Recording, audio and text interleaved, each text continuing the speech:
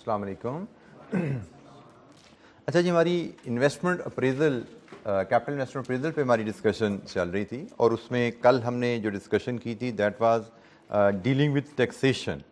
Taxation से हम कैसे डील करते हैं डीसीएफ एनालिसिस में, टैक्सेबल प्रॉफिट कैसे कैलकुलेट किए जाते हैं, डेप्रिसिएशन की कैलकुलेशन रिड्यूसिंग बैलेंस मेथड के तहत, और बैलेंसिंग डेप्रिसिएशन कैलकुलेट करना या बैलेंसिंग चार्ज बात का जिसको हम कहते हैं जो कि इनकम आ जाती है वो कैलकुलेट करना, और उनकी treatments in any investment appraisal question. तो कोई इशू जनाब, कोई सवाल?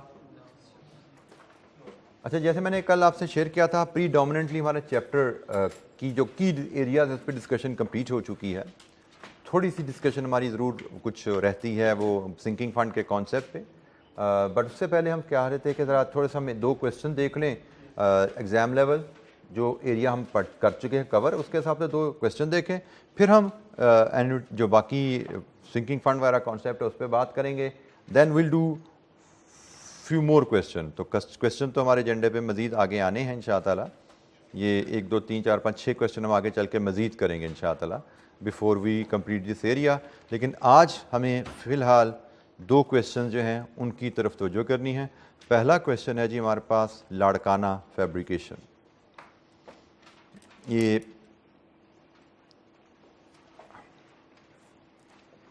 Question number 1, Larkana fabrication limited.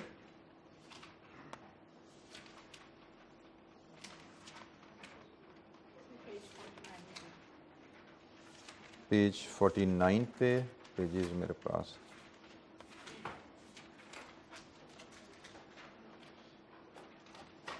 अच्छा जी, ये जी हमारे पास आ रहे जी लाड़काना लिमिटेड का क्वेश्चन। अच्छा जी, सबसे पहले सवाल की हमेशा रिक्वायरमेंट पढ़ते हैं। तो इसकी रिक्वायरमेंट हमारे पास determine the sales strategy which will maximise the present value of total contribution. Ignore taxation in this part of the question. और पार्ट बी में है evaluate the investment in the new machine using internal rate of return. पहले part में हमें गालबन strategies कुछ दी गई हैं, pricing strategies. हमने बताना है किस स्ट्रेटजी के तहत present value of contribution maximum आता है, और फिर हमने पार्ट बी में फिजिबिलिटी करनी है आईआरआर मेथड से। लेट्स रीड द क्वेश्चन और फिर डिस्कस करते हैं इसमें क्या हमारे लिए कुछ चैलेंजेस हैं। Larkana fabrication limited is considering an investment in a new machine with a maximum output of 200,000। ये कैपेसिटी है जी मशीन की 2 लाख तक की per annum. In order to manufacture a new toy, market research undertaken for the company indicated a link between selling price and demand, and the research agency involved has suggested 2 sales strategies that could be implemented as follows. Strategy number 1, strategy number 2, sale price in current price term। जब भी current price term का मतलब आया, इसका मतलब आगे चल के इन्फ्लेशन आने वाली है, आगे इन्फ्लेशन आने वाली है। और जब भी इन्फ्लेशन आएगी रियल और मनी का क्वेश्चन अराइज होगा कि रियल कैश फ्लो को डिस्काउंट करना है या मनी कैश फ्लो को डिस्काउंट करना है। तो एनीवेज हमने यहाँ पे हमें इंडिकेशन मिल गई आगे इन्फ्लेशन आने वाली है, so we are ready. Price strategy 1 के तहत, प्राइस स्ट्रेटजी 2 के तहत। Sales volume in the first year, strategy 1 के तहत क्या होगा, स्ट्रेटजी 2 के तहत क्या होगा। Annual increase in sales volume after first year, सालाना इजाफा सेल्स वॉल्यूम में क्या आया करेगा वो भी गिवन है। Services of the market research agencies have cost 75,000 and this amount has yet to be paid. अभी हमने ये अमाउंट पे करनी है। Larkana fabrication limited expects economies of scale to reduce variable cost per unit as the level of production increases.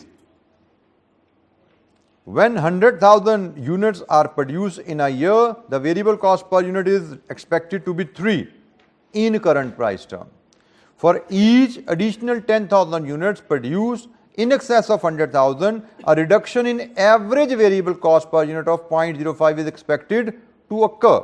Average variable cost आपकी 0.05 से गिरेगी for every increase in production of 10,000। फिर इसको फर्दर उसने खुद ही एक्सप्लेन भी कर दिया कि the average variable cost per unit when production is between 1,10,000 से 1,19,999 for example is expected to be 2.95 in current term. 1 lakh तक यूनिट्स बनाओगे, कॉस्ट 3 रुपए पर यूनिट आएगी वेरिएबल। 10,000 यूनिट्स ज्यादा बना लेते हो, मतलब आप 1,10,000 बना लोगे तो आपकी कॉस्ट में 5 पैसे की कमी हो जाएगी, और हर 10,000 के इजाफे पे 5 पैसे की कमी आनी है। उसने एग्जांपल दी, जैसे 1,10,000 से 1,19,999 तक कॉस्ट पर यूनिट आपकी 2.95 रहने वाली है in current term. And the average variable cost per unit when production is between 1,20,000 and 1,29,299 will be 290 in current price term and so on. The new machine would cost 1.6 million and would not be expected to have any resale value at the end of the life.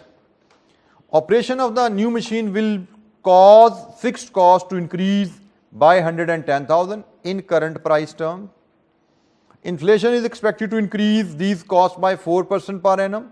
Annual inflation on selling price and variable cost is expected to be 3%. The company has an average cost of capital of 10% in money nominal terms. अच्छा जी, हमसे पहले part में से कहा गया है कि ये दो जो सेल्स स्ट्रेटजीज है ना, इन दोनों सेल्स स्ट्रेटजीज का कंट्रीब्यूशन कैलकुलेट करो, सालाना क्या कमाओगे आप, और उस कंट्रीब्यूशन की पीवी लो। लाइफ कितनी है प्रोजेक्ट की by the way? Project life के बारे में क्वेश्चन है कुछ? ये क्वेश्चन में इसके टाइपो एरर है, ये मिसिंग है इंफॉर्मेशन शायद, तो इसमें प्रोजेक्ट लाइफ आप ऐड कर लीजिए। प्रोजेक्ट लाइफ इज़ 5 ईयर्स, ठीक है जी, प्रोजेक्ट लाइफ इज़ 5 ईयर्स।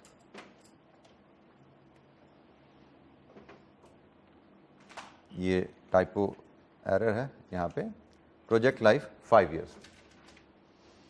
अच्छा जी, हमने 5 सालों का कंट्रीब्यूशन कैलकुलेट करना है स्ट्रेटेजी 1 के तहत और स्ट्रेटेजी 2 के तहत, और हमें हमने पीवी ऑफ कंट्रीब्यूशन लेके बताना है कौन सी स्ट्रेटेजी अच्छी है। पार्ट ए हमारा यही है।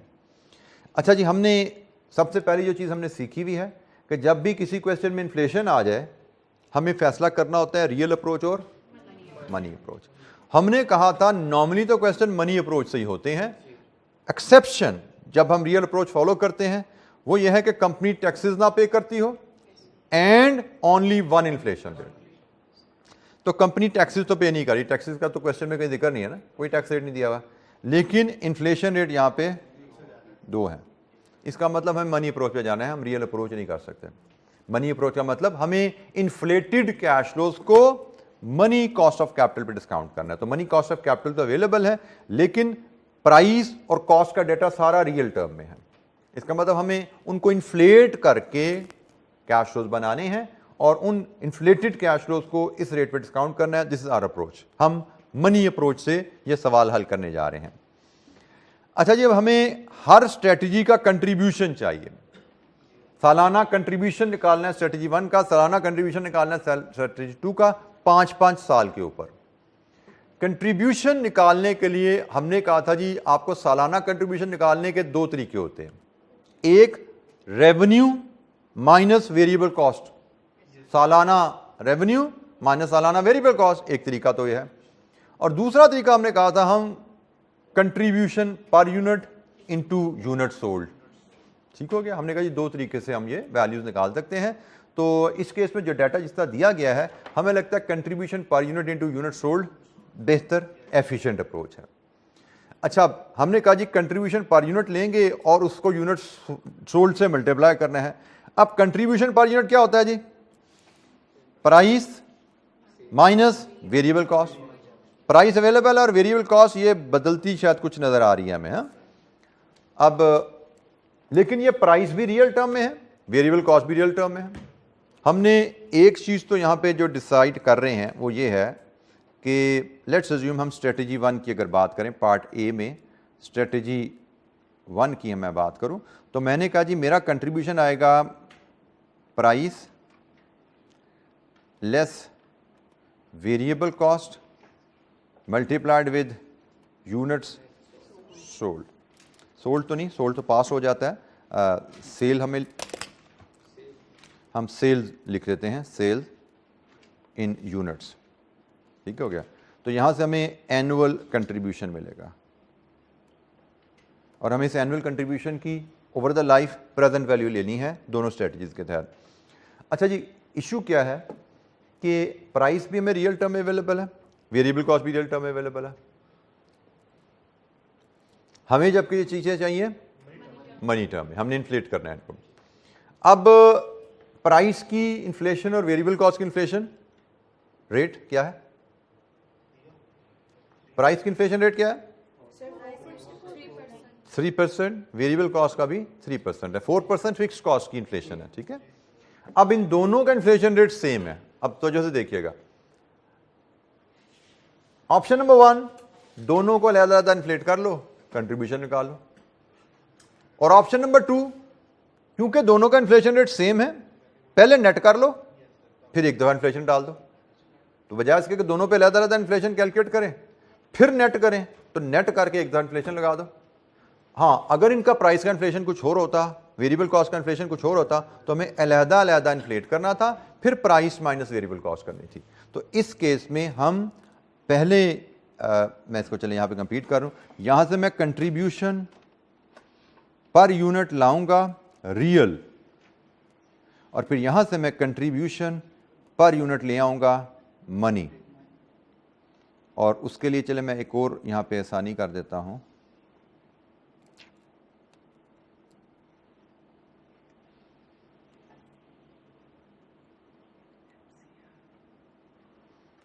हम रियल कंट्रीब्यूशन को मल्टीप्लाइड विद 1.03 रेज़्ड पर n से मल्टीप्लाई करेंगे, तो हमारे पास money contribution per unit in money term आता जाएगा। तो बहरहाल हम पहले फॉर्मेट देखते हैं। 5 सालों का डाटा हमने बनाना है, लाइफ 5 साल है। तो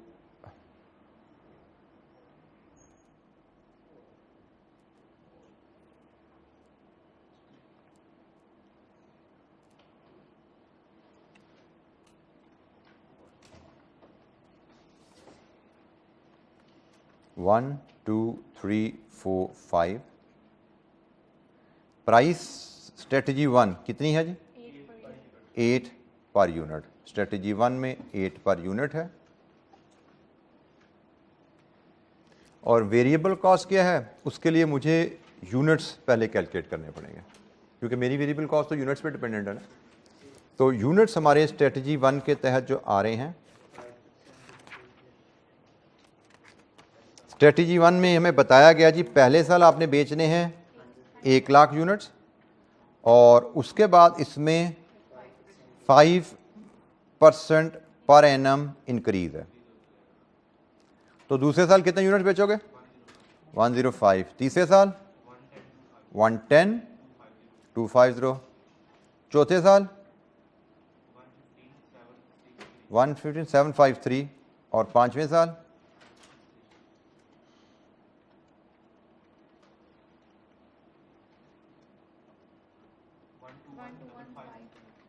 55, 12155 1।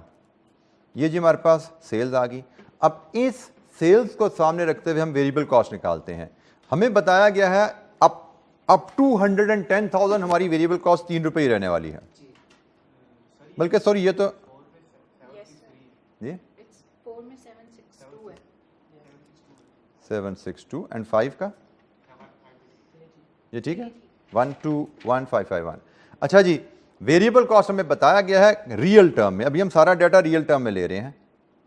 हमें कहा गया है हर 10,000 की जंप के साथ, प्रोडक्शन में हर 10,000 की जंप के साथ प्राइस में कमी आनी है। तो यहां पे तो कोई 10,000 की जंप पूरी नहीं हुई, ये तो 3 ही रहेगा। यहां तक चूंकि 1,10,000 से एक्सीड कर गए हैं, 2.95 हो जाएगी कॉस्ट। इधर भी अभी 1,20,000 से नीचे हैं, 2.95 ही रहेगी। यहां पे 1,20,000 का बैरियर भी क्रॉस हो गया, 2.9।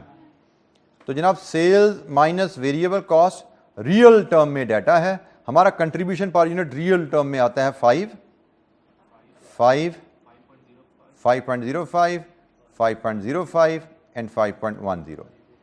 Inflation factor 1 plus i raised to power n। 3% inflation ही प्राइस की थी, 3% ही वेरिएबल कॉस्ट की थी। तो हमने कंट्रीब्यूशन निकाल के उस पर 3% इन्फ्लेशन ऐड करेंगे, तो 1.03, 1.03 raised to power 2, 1.03 raised to power 3, 1.03 raised to power 4, 1.03 raise to power 5। लीजिए जी, यहाँ से बताइए आपका contribution per unit money term में क्या आता है?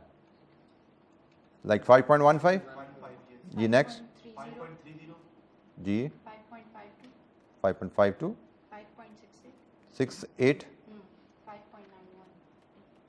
ये जी हमारे पास कंट्रीब्यूशन पर यूनिट है। यूनिट से मल्टीप्लाई करेंगे, we will have our annual contribution.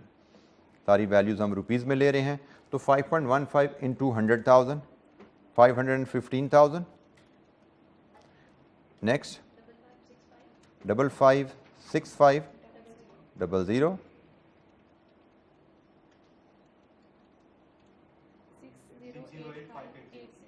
58 0 582 Sir, it should be 528.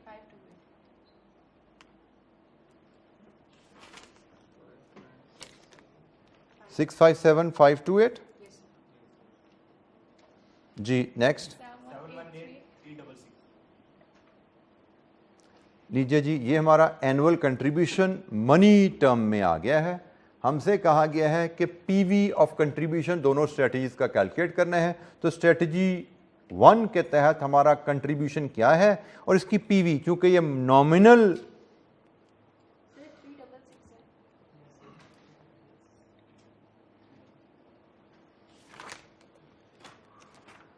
Nominal cash flows हैं, तो नॉमिनल डिस्काउंट रेट चाहिए जो कि क्वेश्चन में गिवन है एज 10%। तो जनाब डिस्काउंट फैक्टर 10% का लाइए, प्रेजेंट वैल्यू और फिर इसका सम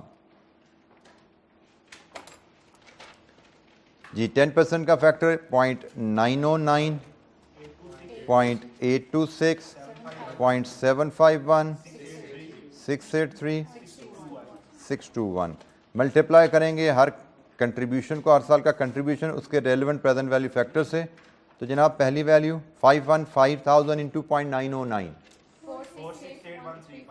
468,135 जी। 556 500 into 0.826 459 669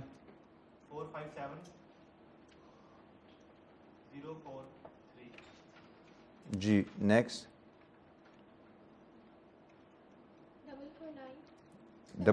449 and the last one 105 sum कीजिए तमाम साल जी। 22800 00 55 4, sir. It's 45 actually. 004. 2280 045 जी। Any question? स्ट्रेटजी 1 के कंट्रीब्यूशन की पीवी, स्ट्रेटजी 1 के कंट्रीब्यूशन की पीवी इन मनी टर्म्स हमने कैलकुलेट की, क्योंकि हमने इस सवाल में देखा इन्फ्लेशन इन्वॉल्व है। इन्फ्लेशन इन्वॉल्व हो तो हमें देखना पड़ेगा रियल और money approach which should be use. तो यहाँ पे हमने फैसला किया था मनी अप्रोच से हम चलेंगे, मतलब कैश फ्लोज को इन्फ्लेट करेंगे और मनी कॉस्ट ऑफ कैपिटल पर डिस्काउंट करेंगे। दिस वॉज द गाइडलाइन जो हमने सीखी हुई है। अच्छा जी, सिमिलर वर्किंग अब हमें स्ट्रेटजी 2 के लिए भी बनानी है। सेम पैटर्न पे स्ट्रेटजी 2 के लिए भी हमें वर्किंग बनानी है। तो सारी जो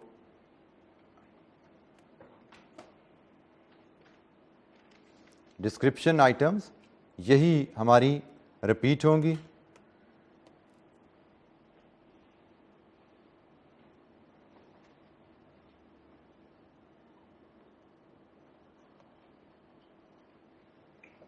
पाँच साल का डाटा है, तो हम जिस तरह ऊपर हमने डाटा अरेंज किया 5 साल में, इसको भी 5 साल पे हम बनाएंगे।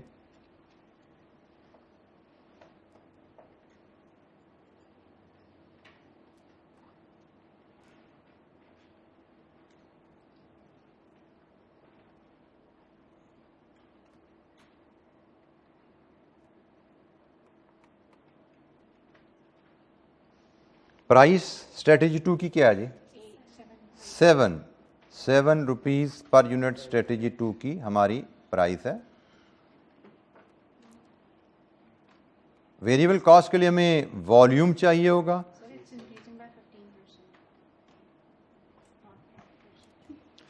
स्ट्रेटजी 2 के लिए अब हमें वॉल्यूम चाहिए, तो पहले साल का वॉल्यूम है स्ट्रेटजी 2 में 110,000 and it will be increasing 15% per annum. तो दूसरे साल का 500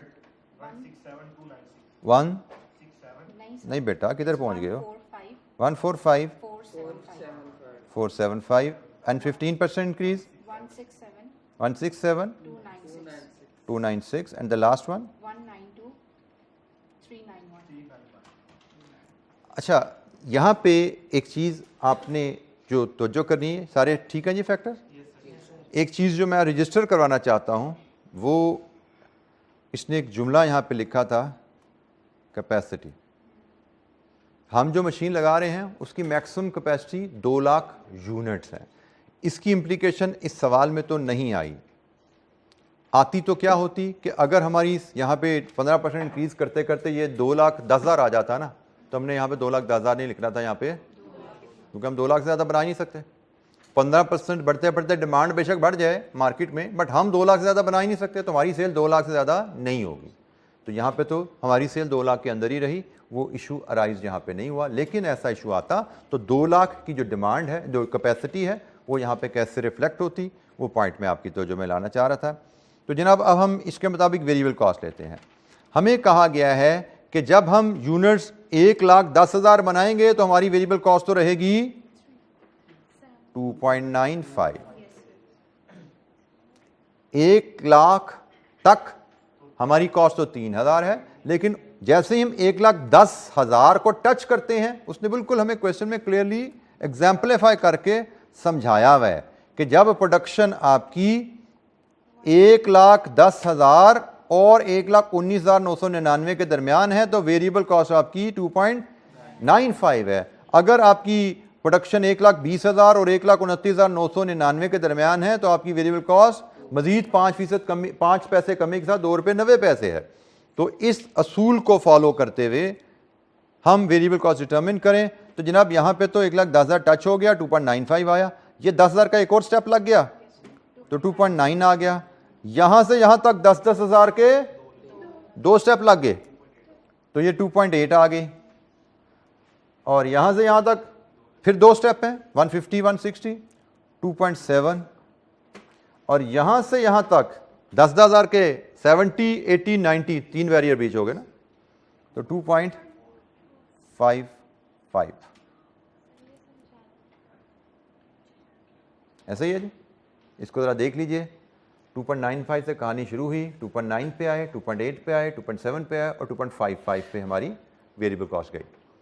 हर 10,000 की जंप पे 5 पैसे की रिडक्शन है। यहां से यहां तक 10,000 का बैरियर क्रॉस हुआ है, यहां से यहां तक 10,000 के 2 बैरियर क्रॉस हो गए, 20 से 30 की लाइन में गए, 30 से 40 की लाइन में आए।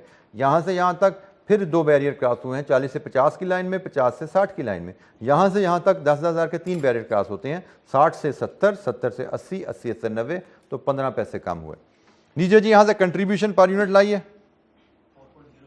4.05,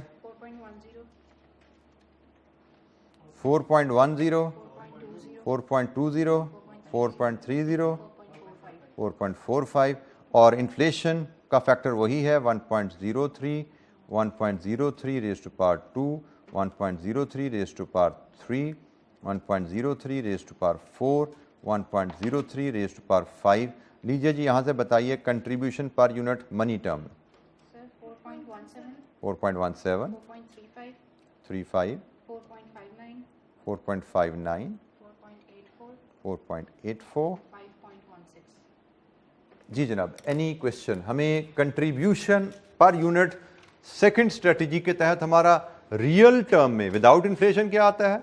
3% की इन्फ्लेशन है जो प्राइस को भी हिट कर रही है, वेरिएबल कॉस्ट को भी हिट कर रही है। हमने कहा जी चूंकि सेम इन्फ्लेशन है तो हम नेट कंट्रीब्यूशन निकाल के उस पर एक ही दफ़ा इन्फ्लेशन अप्लाई कर देंगे। तो ये इन्फ्लेशन हमने अप्लाई कर दी, हमारे पास कंट्रीब्यूशन पर यूनिट आ गया मनी टर्म में। Contribution per unit money term में हमारे पास आ गया है। तो अब हमने इस मनी टर्म कंट्रीब्यूशन को मल्टीप्लाई करना है यूनिट से, वो ऑलरेडी हमारे पास है। तो मल्टीप्लाई करें यूनिट से, हमें मिलेगा एनुअल कंट्रीब्यूशन। जी एनुअल कंट्रीब्यूशन पहले साल 4, 700, 550 275,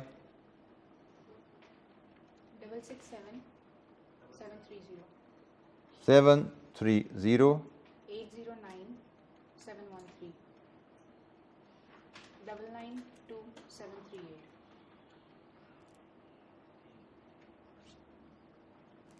जी, ये हमारे पास जी एनुअल कंट्रीब्यूशन आ गया।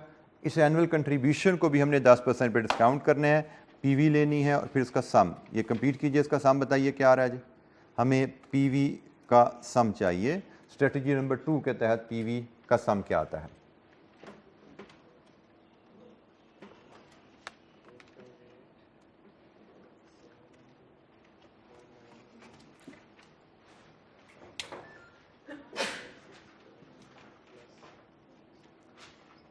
%10 के फैक्टर्स और फिर पीवी देन सम।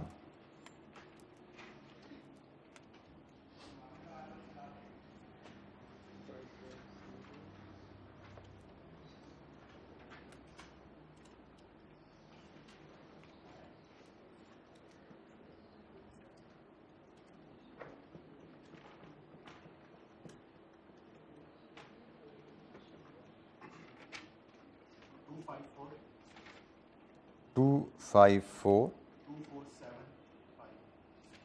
2475 4 है या 5 है? 254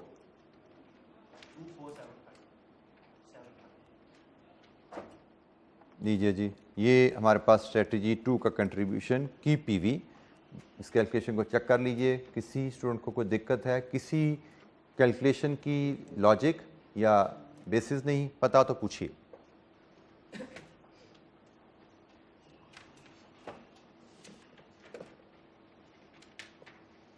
हमसे सवाल यहाँ पे जो किया गया था कि बताइए determine the sales strategy which maximises the present value of total contribution.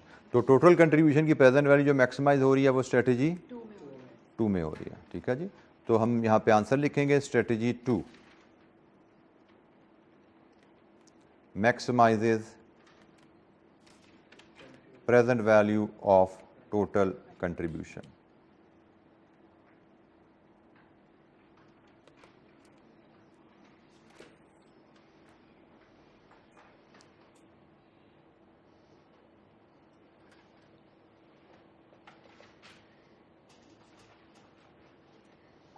जी, किसी स्टूडेंट को कोई दिक्कत पहले पार्ट में? Part B, evaluate the investment in the new machine using internal rate of return। अब हमने फिजिबिलिटी करनी है। फिजिबिलिटी करनी है तो इसमें इनिशियल इन्वेस्टमेंट भी आएगी और बाकी भी सारे कैश फ्लोज आ जाएंगे। तो कंट्रीब्यूशन के अलावा जो और कैश फ्लो यहाँ पे इन्वॉल्व है, इनिशियल इन्वेस्टमेंट है, जीरो रेजिडुअल वैल्यू के साथ और फिक्स्ड कॉस्ट है। तो आईआरआर के लिए जो हमारा फॉर्मेट अब यहाँ पे बनेगा वो कुछ ऐसे दिखेगा। 5 साल प्रोजेक्ट लाइफ है,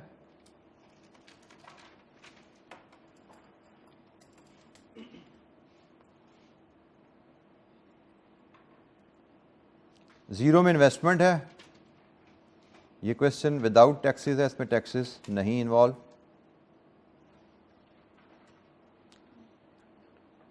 जीरो 1 2 3 4 5। अब हम पूरे प्रोजेक्ट कैश फ्लोज अगर लेके आए तो एक इनिशियल इन्वेस्टमेंट है,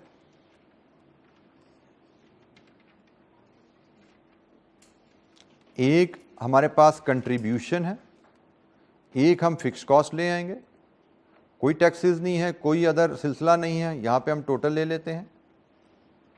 ये हमारे पास नेट प्रोजेक्ट कैश फ्लोज आ जाएंगे। आईआरआर करनी है, कॉस्ट ऑफ कैपिटल क्या है 10%। तो जनाब एक डिस्काउंट फैक्टर आप लाएं 5% का, उस पर पीवी लें, उस पर एनपीवी लाएं और फिर डिस्काउंट फैक्टर लाएं से 15% का, इस पे पीवी लें, इसके एनपीवी लाएं। तो जब ये एक एनपीवी यहाँ पे मिलेगी आपको, एक एनपीवी आपको यहाँ पे मिलेगी, इन दो एनपीवीज को लेके आप इंटरपोलेशन से आईआरआर लेंगे। डाटा हमारे पास बड़ी आसानी से अवेलेबल है। जैसे इनिशियल इन्वेस्टमेंट कितनी है जी, हमेशा ज़ीरो में ली जाएगी। Given is 1.6 million and no residual value. Contribution हमने ऑलरेडी वर्कआउट किया हुआ है, जो बेस्ट कंट्रीब्यूशन है स्ट्रेटेजी 2 में फ्रॉम पार्ट ए। तो पार्ट ए में स्ट्रेटेजी 2 का कंट्रीब्यूशन ये जी आपके सामने आ रहा है, ये हम यहाँ पे ट्रांसफ़र करेंगे। ये है जी 1 का 458,700, 2 का 550275, 3 का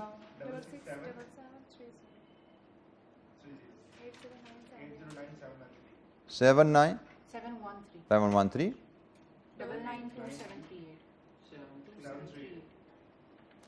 लीजिए जी, ये हमारे पास कंट्रीब्यूशन है। अब हमें फिक्स कॉस्ट यहाँ पे लेके आनी है, लेकिन फिक्स कॉस्ट भी हमें लानी है मनी टर्म में इन्फ्लेट करके। उसने में कहा हुआ है फिक्स कॉस्ट जो होगी पहले साल 1,10,000 करंट टर्म में है और इन्फ्लेशन 4% है। इसका मतलब हमारी जो फिक्स कॉस्ट निकलनी है, मैं इसकी स्मार्ट वर्किंग अगर प्रेजेंट करूं तो ये होगी जी 110,000 into 1.04 raise to power n, where n will represent the year। तो जनाब पहले साल की फिक्स कॉस्ट 114400 और ये नेगेटिव है, एक कॉस्ट है, नेगेटिव फीड करेंगे। 2,11,8976, another 4%, 123,735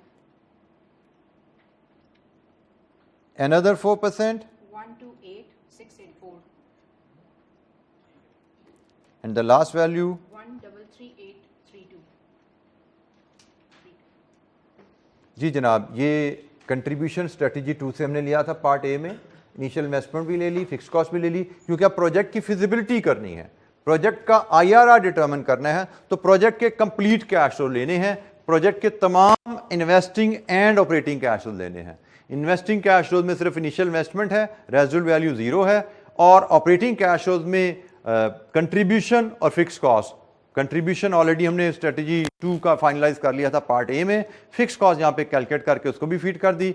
अब हमारे पास जनाब कंप्लीट डाटा अवेलेबल है।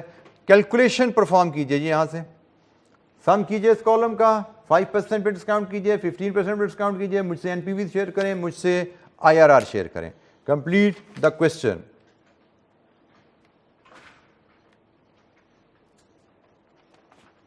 हर स्टूडेंट ये कैलकुलेशन परफॉर्म करे ताकि ज़रा आपके हाथ से ये चीज़ें आईआरआर की कैलकुलेशन ज़रा एक साथ गुजर जाए।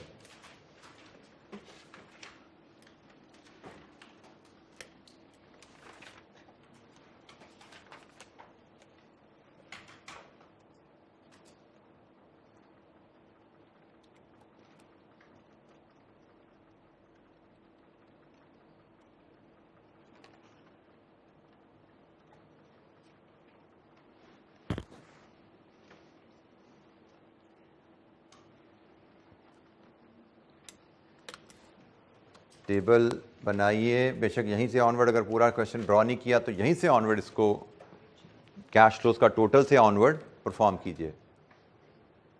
कैलकुलेशन आपके हाथ से ताकि एक था कंप्लीटली आईआरआर की गुजरें। आप इसके रजिस्टर पे यहाँ से ऑनवर्ड डाटा लेके चल सकते हैं। यहाँ पे आप सामने लीजिए कैश फ्लोज का और उसके बाद नीचे चलिए। ऊपर अगर नोट नहीं हुआ कोई बात नहीं, वो तो मिल ही जाएगा आपको।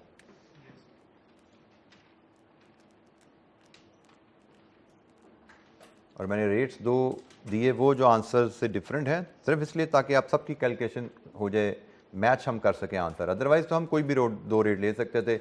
आप 5 और 20 ले लो, 8 और 20 ले लो, 8 और 18 ले लो, कुछ भी ले लेते, इवन 15-20 ले लो, डज नॉट मैटर, कोई से दो रेट लिए जा सकते थे। हमने यहाँ पे दो क्लासरूम एक्टिविटी के लिए सेम ले लिए ताकि आप सबका आईआरआर हम मैच कर सकें, वेरीफाई कर सकें कि कैलकुलेशन ठीक है। क्योंकि वी नो कि आईआरआर का आंसर डिपेंड करता है रेट्स की सिलेक्शन के ऊपर। Different pair of rates will give different IRR answer, जो कि ठीक होंगे। डिफरेंट आंसर आएंगे डिफरेंट पेयर्स के साथ, but as long as calculation is right आपको पूरे नंबर मिलते हैं।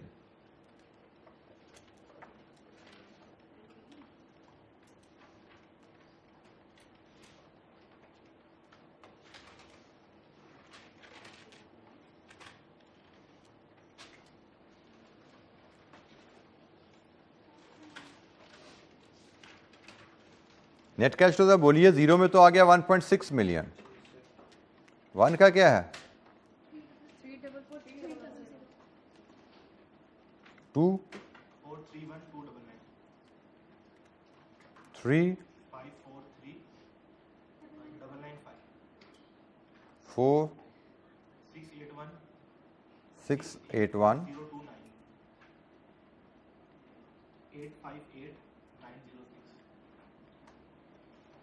लीजिए जी, कैश फ्लोज भी आपके पास आ चुके हैं। 5% के फैक्टर लाइए, उसकी एनपीवी, 15% के फैक्टर लाइए, उस पर एनपीवी इन कैश फ्लोज की।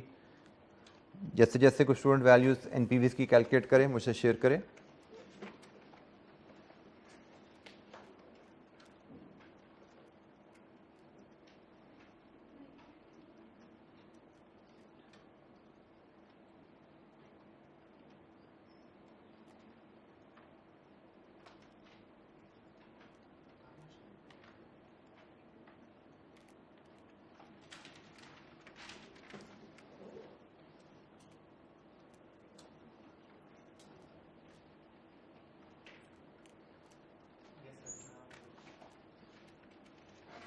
जी एनपीवी, एनपीवी मुझे सीधी एनपीवी बताएं। 5% पे एनपीवी क्या आ रही है और 15% पे एनपीवी क्या आ रही है?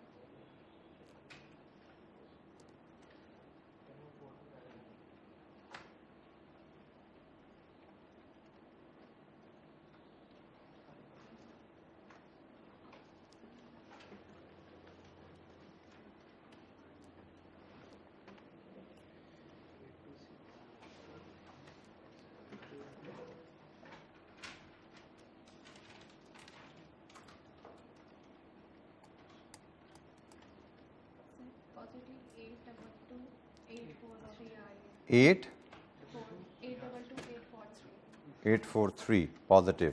5% पे एनपीवी 822 843 ठीक हो गया, गुड। चलें ये 15% पे कैलकुलेट कीजिए। किसी बच्चे को कोई डिसएग्रीमेंट हो, रीचेक कर लीजिए, कोई इशू है मुझसे पूछिए। और 15% पे एनपीवी कैलकुलेट कीजिए आप।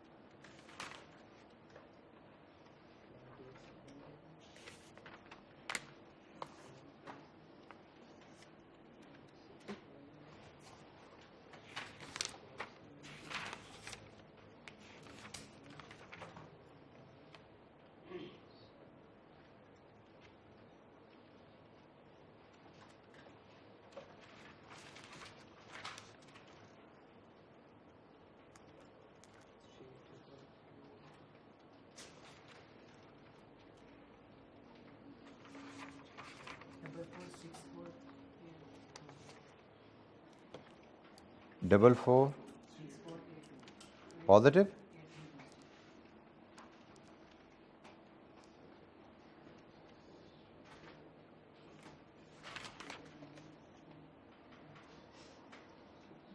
जी इसका मतलब हमारा आईआरआर का आंसर जाएगा 15 से भी ज़्यादा आएगा।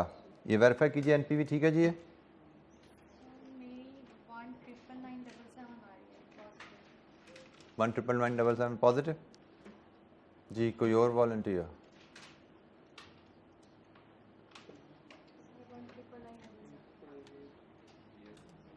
1,999,666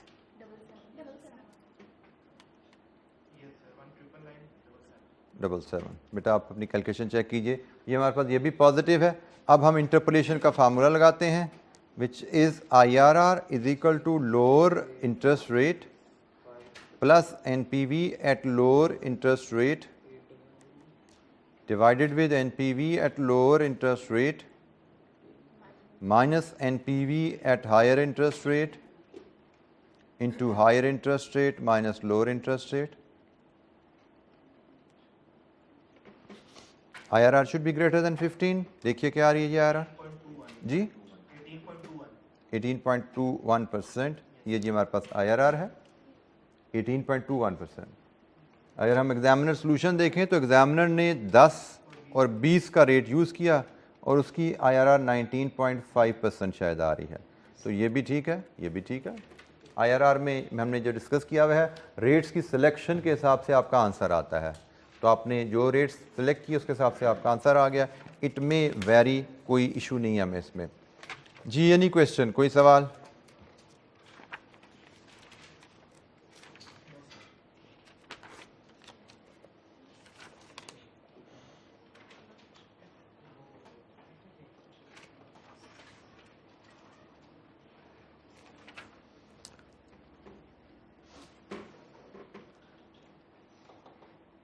अच्छा, हमारे पास अभी अगला क्वेश्चन करने का चूँकि टाइम नहीं है, तो हम क्या करते हैं कि हम इस क्वेश्चन को फ़िलहाल होल्ड करते हुए कल के लिए हम फाइनल वैल्यू ऑफ एन्युटी, जो सिंकिंग फंड का कॉन्सेप्ट इस पे आते हैं। हमने PV ऑफ एन्युटी कैलकुलेट करनी सीखी थी, अब ये final value of annuity which is future value of annuity, ठीक है जी। इस पे दो फार्मूलाज हैं हमारे पास, ये दोनों फार्मूलाज आपने अपनी QM स्टडीज़ में सीखे हैं, ये आपको मेमोराइज़ करने हैं। फ्यूचर वैल्यू का सम आप ऑर्डनरी एन्युटी का लेना चाहो, फ्यूचर वैल्यू फ्यूचर सम आप एन्युटी ड्यू से मुराद एडवांस एन्युटी का लेना चाहो, तो ये जनाब फार्मूलाज है जो हमें याद रखने हैं। नॉर्मल एन्युटी, ऑर्डनरी एन्युटी मतलब normal annuity, normal annuity, due annuity मतलब एडवांस एन्युटी। नॉर्मल एन्युटी की फ्यूचर वैल्यू इस फार्मूले से, ड्यू एन्युटी की फ्यूचर वैल्यू इस फार्मूले से। एन्युटी से मुराद ये किस कॉन्टेक्स्ट में ये फार्मूला यूज किया जाता है? आपको अक्सर बिजनेसेस में जब आप कोई एसेट बाय करते हो तो उस एसेट की हर एसेट की एक यूजफुल लाइफ होती है। से आपने एक ऐसे मशीनरी खरीदी 10 करोड़ की, उसकी 10 साल लाइफ है। अब 10 साल बाद आपको पता है कि मुझे ये मशीनरी रिप्लेस करनी पड़ेगी, मुझे ये मशीनरी रिप्लेस करनी पड़ेगी। तो नॉर्मली बिजनेसेस क्या करते हैं कि बिजनेसेस एक सिंकिंग फंड क्रिएट कर देते हैं। सिंकिंग फंड क्या है? एक रेगुलर अमाउंट, एक फिक्स्ड अमाउंट रेगुलर इंटरवल पे उस अकाउंट में जमा कराते रहते हैं, और प्लान ये होता है कि 10 साल बाद जब मशीनरी हमारी पुरानी बाहर जाए, नई खरीदनी हो, तो नई मशीनरी के पैसे हमारे अकाउंट में इकट्ठे हो चुके हों तब तक। This is called sinking fund का कॉन्सेप्ट। रेगुलर अमाउंट एक आप बैंक में किसी प्रोजेक्ट में इन्वेस्ट करते रहो, तो वो रेगुलर अमाउंट इन्वेस्टमेंट के बाद 10 साल बाद, 8 साल बाद कितने पैसे इकट्ठे हो जाएंगे। This is called sinking fund. और सिंकिंग फंड का एक कॉन्सेप्ट में हमें future value of annuity calculate करनी सीखती हैं, क्योंकि सिंकिंग फंड फ्यूचर में रेगुलर अमाउंट हम डालेंगे, फिक्स्ड अमाउंट रेगुलर इंटरवल पर डालेंगे, उससे हमारे पास फ्यूचर में कितने पैसे इकट्ठे होंगे, ये हम इन फार्मूलाज की मदद से कैलकुलेट करते हैं। तो बेसिक सी दो कैलकुलेशंस हम परफॉर्म करते हैं, उससे हमें ये फार्मूलाज की अंडरस्टैंडिंग ज़रा क्लियर होगी। पेज 26 के ऊपर हमारे पास पेज 28 के ऊपर, पेज 28 की टॉप पे हमारे पास एक एग्जाम्पल है, इस पे हम बात करते हैं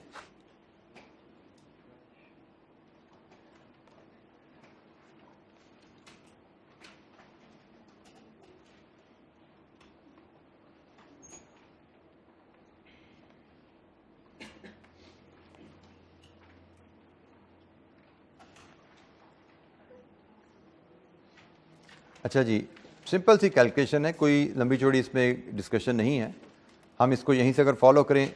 saving scheme involve investing 100,000 per annum for 4 years on the last day of the year 1 lakh जमा कराने हैं, 4 साल जमा कराने हैं और हर साल के एंड पे जमा कराने हैं। अगर इंटरेस्ट रेट 10% है, what is the sum to be received at the end of 4 year, 4 साल बाद हमारे पैसे कितने इकट्ठे होंगे? तो ये हर साल 1 लाख जमा कराने हैं, 4 साल करवाने हैं, तो ये एन्युटी होगी जी। 4 साल तक सालाना 1 लाख, और चूंकि पहली payment end of the year होनी है तो ये नॉर्मल एन्युटी होगी। तो हमसे यहाँ पे नॉर्मल एन्युटी की फ्यूचर वैल्यू मांगी गई है कि भाई हर साल लाख लाख जमा कराएंगे तो 4 साल बाद हमारे पास टोटल कितना पैसा इकट्ठा होगा अगर 10% पे हम पैसा जमा करा रहे हैं। तो ये जनाब हमारा फार्मूला है नॉर्मल एन्युटी का, जो मैंने आपसे भी स्लाइड पे शेयर किया था। इसमें x is the regular amount to be invested, I is the annual interest rate 10%, so 1 plus I is 1.1, n is the years for which amount will be invested. Amount will be invested for 4 years. 4 साल n आ गया, -1 over I।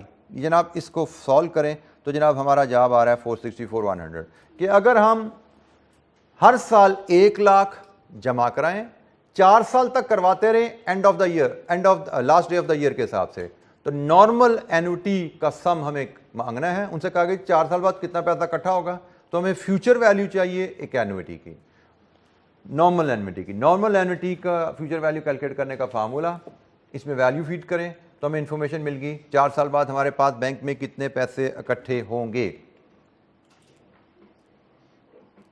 अगर यही case थोड़ी सी alteration के साथ आए यहाँ पे कि जी लाख करवाने हैं, 4 साल ही करवाने हैं, लेकिन हर साल के शुरू में करवाने हैं, तो यह बात की बन जाती है एडवांस एन्युटी। रिक्वायरमेंट वही है, 10% का रेट हो, आपके पास 4 साल में कितने पैसे इकट्ठे होंगे, फ्यूचर वैल्यू ऑफ एन्युटी, लेकिन एडवांस एन्युटी। तो future value of annuity, advance annuity का फार्मूला ये है जनाब, सिंपली ये कंपोनेंट ऐड हो जाता है। पिछला फार्मूला वही है जो हमने नॉर्मल एन्युटी के लिए सीखा था, सिर्फ यहाँ पे 1 प्लस आई ये ऐड हो गया यहाँ पे। तो जनाब वैल्यूज़ फीड करें इस फार्मूला में, तो जनाब ये 100,000 इंटू ये ब्रैकेट यहाँ पे ख्याल करना है कि ये ब्रैकेट यहाँ पे आ रही, थोड़ी सी इसकी प्लेसमेंट हिल गई भी है।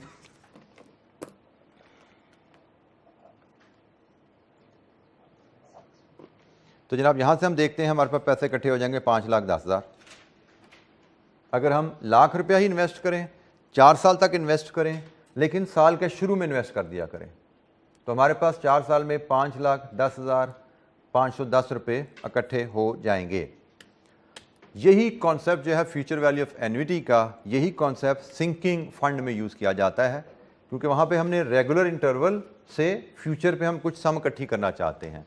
तो यही फार्मूला सिंकिंग फंड के लिए यूज़ किया जाता है। तो आज के लिए इतना ही। कल मज़ीद हम सिंकिंग फंड की कैलकुलेशन को भी क्लोज़ करेंगे और क्वेश्चंस को भी हम देखेंगे। बेसिक सा फार्मूला था इसलिए मैंने इसको डिस्कस कर लिया, कल हम इसकी कैलकुलेशन को भी क्लोज़ कर देंगे। फिर हम जो सेकंड क्वेश्चन है, वो सेकंड क्वेश्चन जो हमने करना है वालिका लिमिटेड का, ये एक प्रॉपर एग्ज़ाम लेवल क्वेश्चन है और काफ़ी आप कह सकते हैं कि 2018 का क्वेश्चन है। तो जो हमारा लेवल पे जिस पे क्वेश्चन आने हैं उस पे है।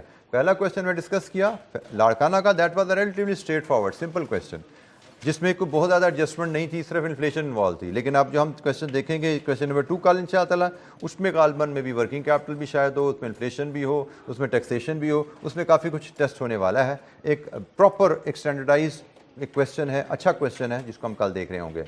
ठीक है जी, आज के लिए इतना ही, बाकी इंशाअल्लाह कल डिस्कशन को कैरी करेंगे। थैंक यू, अस्सलाम वालेकुम।